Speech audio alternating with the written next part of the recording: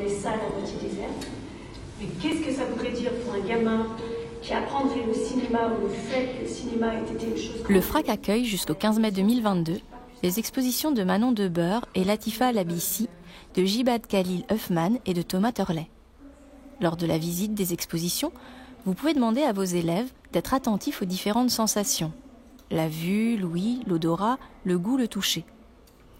Il peut s'agir de noter les sons, les odeurs, les jeux de lumière, de transparence qu'ils percevront, mais également de procéder par synesthésie en imaginant à quel goût, à quelle odeur ils associeraient les différentes œuvres. Thomas Turley, né en 1988, est un artiste habité par une histoire ensevelie de formes, de matériaux et de pratiques rituelles. Il investit des espaces du White Cube aux lieux industriels déclassés. Exhumant des récits, bouturant sons, sculptures et sciences humaines, l'artiste redonne vie et mouvement à des objets et des histoires délaissées. De cette rencontre entre les mondes de l'alchimie, du bricolage et du sacré, émergent des installations hybrides qui sollicitent les zones érogènes. Le projet que l'on vous propose permet d'aborder avec les élèves les enjeux de l'œuvre de Thomas Turley en lien avec les programmes d'art plastique, en questionnant le statut de l'œuvre, ce qui fait œuvre, ce qui est de l'ordre du document, de l'archive et des modalités de présentation.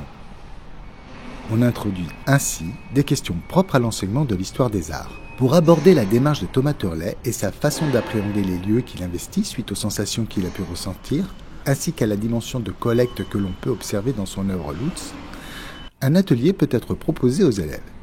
Il s'agirait de collecter au cours de leur journée de collégiens ou de collégiennes une sensation, heure par heure, afin de pouvoir représenter ce qu'elles et ce qu'ils ont vécu.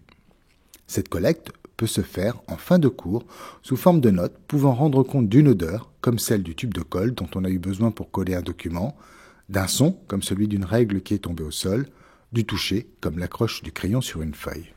Une mise en commun du collectage, sous forme de verbalisation collective ou en micro-atelier, permettrait de définir ce qui fonderait leur impression collective d'une journée au collège.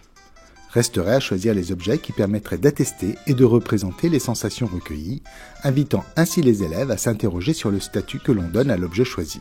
Puis, ils et elles auraient à penser une modalité de présentation permettant d'interroger ce qui fait œuvre.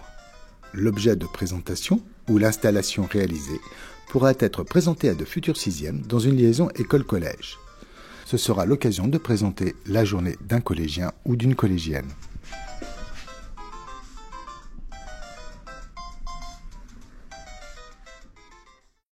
T'enregistres ? Un travail peut être proposé en association avec l'enseignant d'éducation musicale. Les élèves auront à créer la bande-son de leur exposition en capturant les bruits émis par les objets qu'ils auront récoltés. Il est également possible de créer la bande-son du lieu en enregistrant les bruits émis dans le collège. Le montage peut facilement se faire en utilisant un logiciel comme Audacity.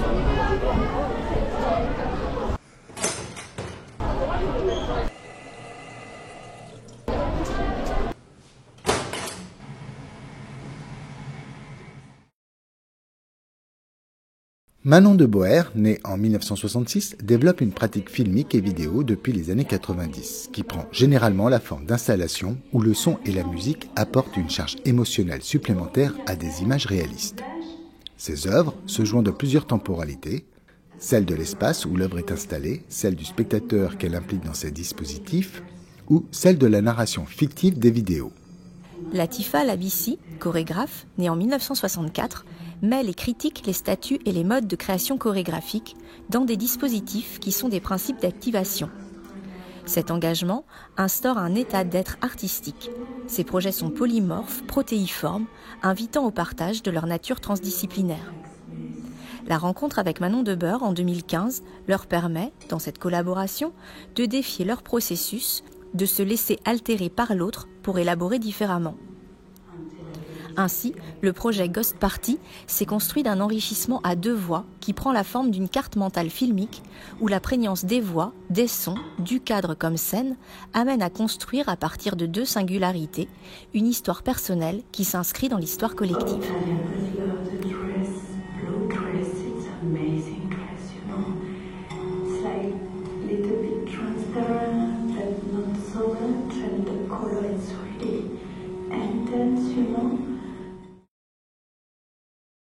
Pour travailler avec les élèves sur cette œuvre en amont d'une visite au FRAC Bretagne ou dans un souhait de prolongement de l'expérience de l'œuvre Ghost Party, l'on pourra proposer aux élèves une incitation pour travailler l'image filmique, le cadre comme scène. Afin qu'ils et elles puissent s'ouvrir à des propositions narratives autres que celles du théâtre de marionnettes, on pourra les inciter à ne prendre que les objets usuels choisis pour leur qualité sonore, matérielle et visuelle. Cela permettra d'interroger avec eux la composition, la mise en scène par le mouvement de ces objets et les bruits qu'ils induisent, mais également faire un lien avec la nature morte et l'iconographie.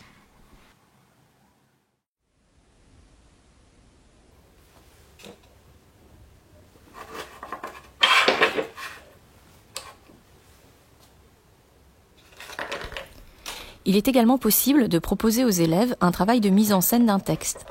Ce travail s'adresserait davantage à des élèves de 3e, puisqu'il serait en lien avec l'objet d'étude se raconter, se représenter, étudié en français. Il s'agira pour les élèves de choisir l'extrait d'une œuvre autobiographique qui les inspire. À cet extrait, ils viendront ajouter leurs mots pour faire entrer les deux textes en résonance. Charge à eux, ensuite, de mettre en scène ces textes à l'aide d'objets se déplaçant dans un cadre fixe et d'enregistrer leur voix.